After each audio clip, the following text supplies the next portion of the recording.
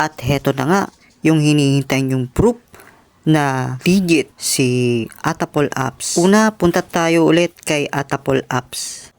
Then, click nyo si wallet. Pag binuksan nyo yung wallet nyo, makikita nyo dyan yung mga payments na nakuha nyo, na-redeem nyo na pera. Yung 200 pesos yan yung nakuha ko sa pagsagot-sagot ng mga survey. Then yung tatlong 500 ay nakuha ko naman yan sa mga laro. Na-redeem ko lang ngayong March and April.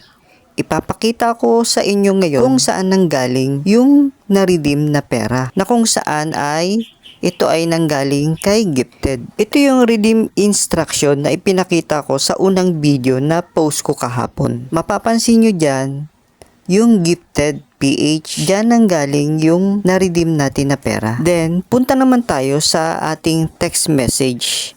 Makikita nyo ngayon dyan yung ipinakita ko sa inyo kanina na tatlong 500 pesos na niredeem ko na. Legit na text message yan, galing sa GCash siya, hindi yan edited. Doon sa redeem instruction at dito sa message ni GCash, mapapansin nyo yung salitang gifted.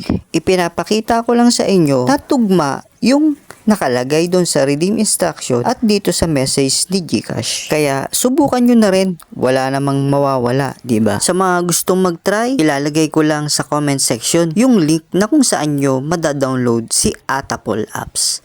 Maraming salamat po.